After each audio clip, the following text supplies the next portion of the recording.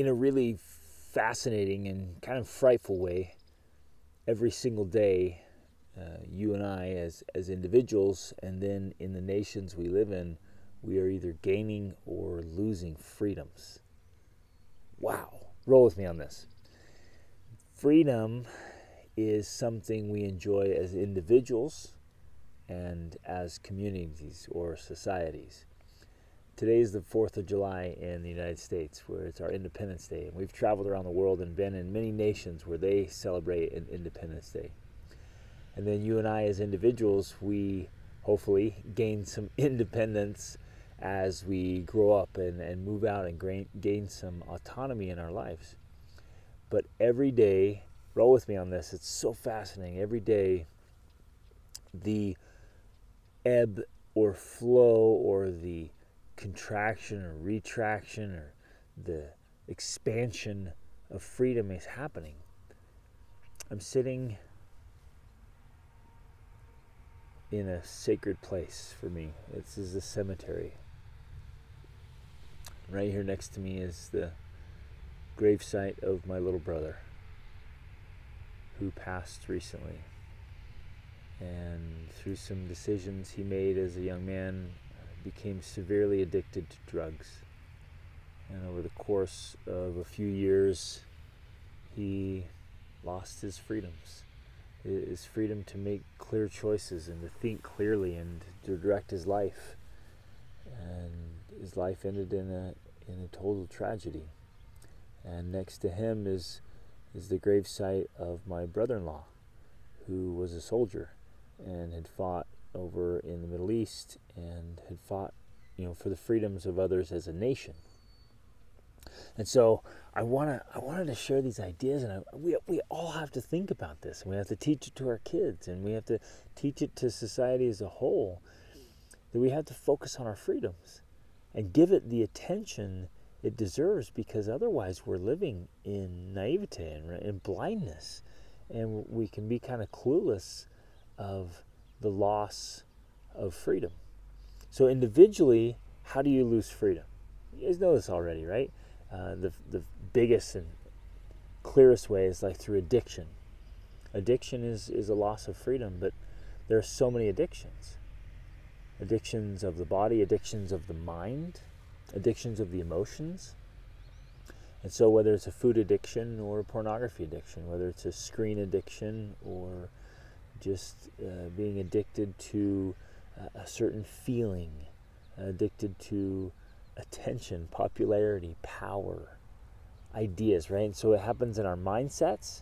We can lose our freedom right here by what we think, and we can lose our freedoms in our lives by the choices we make.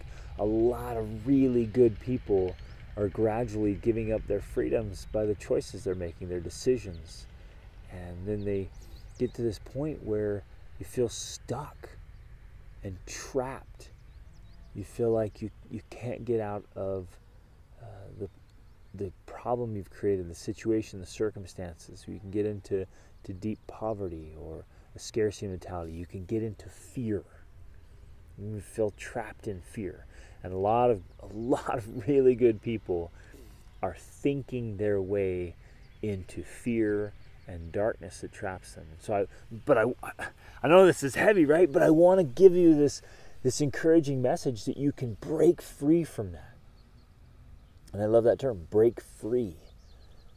Because we have to fight for our freedoms as individuals and as nations. We'll talk about that in just a second. We have to. We have to fight for our freedom every single day. Is this idea of like we're moving towards freedom or we're moving away from freedom. Every day you make choices, decisions, take actions, build habits. Right? Habit is so powerful. It starts as this little subtle string, but habit can become a chain. And so bad habit, of course, binds us and removes our freedom of choice and chance. And good habit actually gives us power and more freedom. And so every day we have to be aware of this and make those choices. And it's a great choice to be able to choose that. And we have to be aware of it and watch it. So that's on the individual side. So where are you losing your freedoms? And I want to ask this like specifically, individually for you. And think about this, write about it, chew on it. right here for a long time. Where have you given up freedom? Even if you get unhealthy or overweight, you've now given up your freedom to go do physical activities that you can no longer do. Or if you allow your fears to overrun your thinking, you've given up your freedom to go out and do things that didn't used to scare you but now terrify you. With me? Wow, this is powerful. We need to be absolutely free. In fact, the only way we can reach our potential, the only way we can live the life that's possible for us, is if we are absolutely free as individuals and as a society. Anytime we give up any freedoms, individually or socially, we limit our own potential. Man, let that idea just permeate your mind and your life and how you do life. Let's switch gears and talk about the freedom of societies. If you study history, I love to study history. I think we should all study history. You'll see that, again, it happens all the time. It has happened since recorded history, and we are absolutely naive and foolish and ignorant if we don't think it's not still happening and going to continue to happen throughout human history. It just has always happened, and we get in this idea that we're like, oh, no, that won't happen. Our leaders would never do that. Our people would never do that. And yet, we would be the only time ever throughout recorded history where there have not been individuals and groups who are trying to take away the freedoms of others, trying to control them. And if you study history carefully, it's always happened subtly. It's always been very subtle. It's always been very gradual, where they just start limiting a few freedoms. And they start saying interesting things like, this is for the good of society, and this is for your own security, for your safety and for others. And they use terms like this. And this isn't new. This is happening for thousands of years. And the interesting thing is when people talk about it, they're labeled or discounted as like conspiracy theorists or fanatics or extremists or crazy, right? Until it's too late. The clearest, and it's happening all the time around the world. Like you and I both know, and you're educated enough to know that there are dictatorships and tyrannies and totalitarianism, fascists happening right now, all around the world. And there are huge examples, like what happened, in the 30s and 40s and 50s and 60s, all through, Europe and Russia. And if you read about the rise and fall of the Third Reich, and if you read the Gulag Archipelago, and you read about all those, it's happening all the time, and it's happening right now.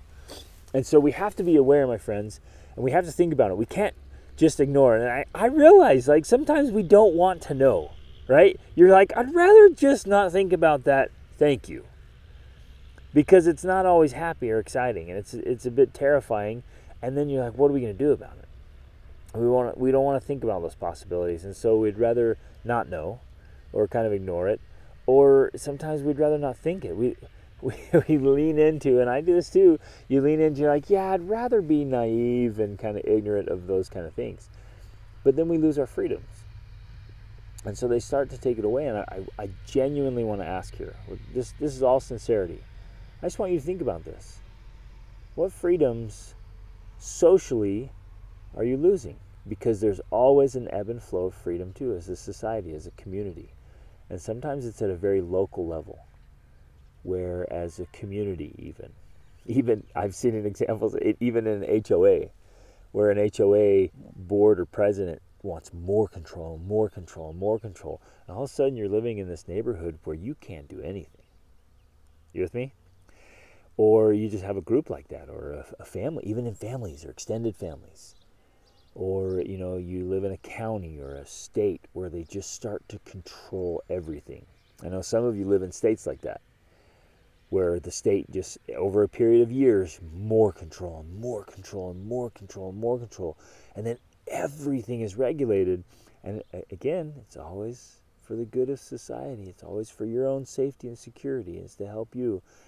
But at some point where you no longer can make choices, And good people who want to make good choices aren't allowed to do that because everything's so regulated. It quickly becomes a totalitarian situation. And it happens on a national level too, where subtly they want to take it away. So, and again, I want to revisit this. I know I'm going to sound like a conspiracy theorist here, which I am not. I'm a historian. I'm a lover of freedom, both individual and societal freedom, because I'm all about you living as your very best self, maximizing your potential. And you can't do that if you're losing your individual or social freedoms. So I want you to think about that. What freedoms are very subtly being lost? And again, let's not be naive or foolish to think that our leaders wouldn't ever want, or leaders or groups wouldn't ever want individual power control over the people. It's happened through every society and every government. And we would be crazy to not think it's not happening in our own. And we don't have to be conspiracy theorists, or we don't have to be in one political group or the other to just stop and say that, you know what, throughout all history, there have been individuals and groups who want to control the masses. How has it happened before? How is it happening now? My friends, we have to fight for freedom. We have to stand up for freedom.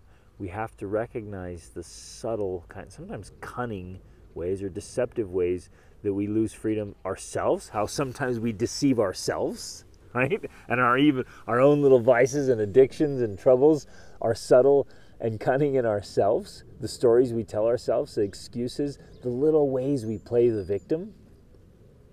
And we kid ourselves to think, oh, this won't make that big of a difference. It's not that big of a deal. I'm not really addicted, right? And we lose our own freedoms.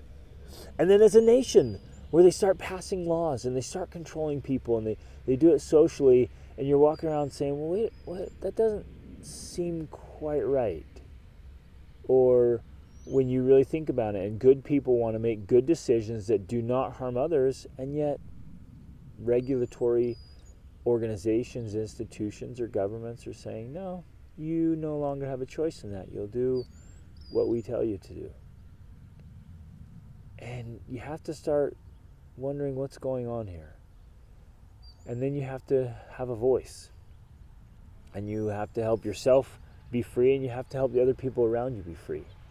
And then you got to stand up and say, no, that's not quite right. And we're not going to subtly or gradually get into a place where none of us are allowed to make a choice anymore.